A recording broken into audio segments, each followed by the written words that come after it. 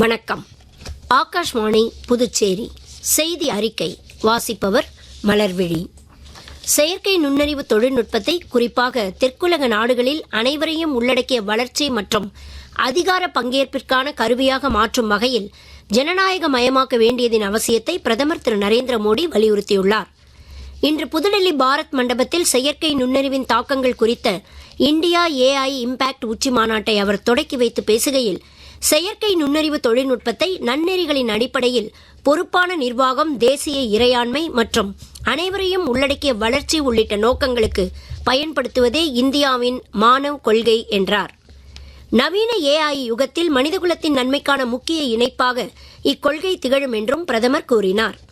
அணுசக்தியைப் போலவே நன்மை தீமை இரண்டுக்கும் செயற்கை நுண்ணறிவை பயன்படுத்த முடியும் என்பதால் சரியான திசையில் சரியான தீர்வுகளை நோக்கி செயற்கை நுண்ணறிவை பயன்படுத்த வேண்டியது அவசியம் என்று அவர் வலியுறுத்தினார்.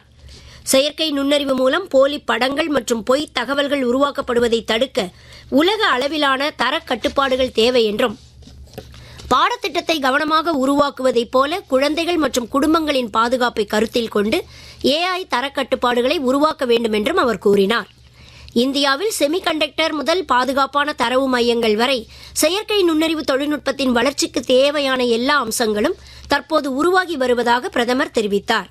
பலவித மக்களும் பல்வகை கலாச்சாரங்களும் அடங்கிய இந்தியாவில் வெற்றி பெறக்கூடிய AI மாடல்கள் உலக அளவிலும் வெற்றி பெற முடியும் என்பதை கருத்தில் கொண்டே இந்தியாவில் உருவாக்குவோம், உலகிற்காக உருவாக்குவோம் என்ற கொள்கையுடன் அரசு செயல்பட்டு வருவதாக அவர் மேலும் குறிப்பிட்டார். AI இம்பாக்ட் மாநாட்டில் பங்கேற்கும் உலக தலைவர்கள் பலரை பிரதமர் திரு நரேந்திர மோடி இன்று மாநாட்டின் நிகழ்வுகளுக்கிடையே இருதரப்பு ரீதியில் சந்தித்து பேசினார்.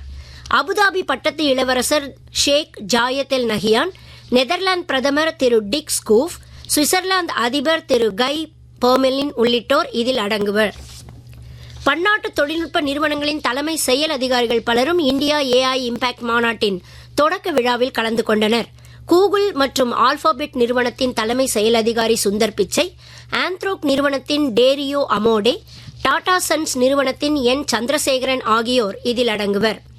தொடர்ந்து மத்திய அரசின் தொழில் பெருக்கத்துறை சார்பில் மாநாட்டு வளாகத்தில் அமைக்கப்பட்டுள்ள காஃபி அனுபவ மையத்திற்கு சுந்தர் பிச்சை நேரில் சென்று புவிசார் குறியீட்டுடன் கூடிய இந்திய காஃபி ரகங்களை ருசித்து பார்த்தார். France, Finland, Japan, Germany, Poland உள்ளிட்ட பல்வேறு நாடுகளின் பிரதிநிதிகளும் உடனிருந்தனர். இந்திய மொழிகளில் குரல் வழி கட்டளைகளை ஏற்கத்தக்கதாக செயற்கை நுண்ணறிவு அடிப்படையில் சர்வம் AI நிறுவனத்தால் உருவாக்கப்பட்டுள்ள தொழில்நுட்ப வசதியில் அதிக செயல்திறனுக்கும் குறைந்த செலவுக்கும் முக்கியத்துவம் அளிக்கப்பட்டுள்ளதாக அந்நிறுவனத்தின் இணை நிறுவனர் டாக்டர் விவேக் ராகவன் தெரிவித்துள்ளார். புதுடெல்லியில் நடைபெற்ற AI மாநாட்டின் போது இன்று அவர் செய்தியாளர்களிடம் பேசுகையில், சாதாரண பட்டன் போன் மூலமாகவும் சர்வம் AI வசதியை பயன்படுத்த முடியும் என்றார். புதுச்சேரியில் சுற்றுலாத்துறை, தொழில் வணிகத்துறை, பிப்டிக் நிறுவனம் மற்றும் சுற்றுலா வளர்ச்சிக் கழகம் இணைந்து முதல் முறையாக ஏற்பாடு செய்துள்ள சுற்றுலா பொருட்காட்சி இன்று மாலை தொடங்குகிறது. தொடக்க விழாவில் முதலமைச்சர் திரு ரங்கசாமி, சட்டப்பேரவைத் தலைவர் திரு R செல்வம் மற்றும் தொழில் வணிகத்துறை அமைச்சர் திரு நமச்சிவாயம், பொதுப்பணி மற்றும் சுற்றுலாத்துறை அமைச்சர் திரு லட்சுமி நாராயணன் உள்ளிட்டோர் கலந்து கொள்கிறார்கள். பழைய துறைமுக வளாகத்தில் நடைபெறும் இந்த 10 நாள் கண்காட்சியில் 25க்கும் மேற்பட்ட அரசு துறைகளின் அரங்குகளும், 140க்கும் மேற்பட்ட கைவினை கலைஞர்களின் கடைகளும், மகளிர் சுய உதவி குழுவினர் மற்றும் முன்னணி சமையல் கலைஞர்களின் தனித்துவமான உணவகங்களும், குழந்தைகளுக்கான பொழுதுபோக்கு விளையாட்டு அம்சங்களும் இடம்பெறுகின்றன. நாள்தோறும் மாலையில் பல்வேறு கலை நிகழ்ச்சிகளுக்கும் ஏற்பாடு செய்யப்பட்டுள்ளது. கண்காட்சிக்கு அனுமதி இலவசம் என்றும் அறிவிக்கப்பட்டுள்ளது. உலகக்கோப்பைக்கான ICC ஆடவர் 20 ஓவர் கிரிக்கெட் போட்டித் தொடரில் இன்று சென்னையில் நடைபெறும் போட்டியில் டாஸ் ஜெயித்த கனடா அணியால் முதலில் ஆட பணிக்கப்பட்ட ஆப்கானிஸ்தான் அணி சற்று முன்வரை 5.2 ஓவர்களில் விக்கெட் இழப்பின்றி 47 ரன் எடுத்திருந்தது. முன்னதாக வெஸ்ட் இண்டீஸ், இத்தாலி அணிகளுக்கிடையே கொல்கத்தாவில் நடைபெற்ற போட்டியில் வெஸ்ட் இண்டீஸ் அணி 42 ரன் வித்தியாசத்தில் வெற்றி பெற்றது.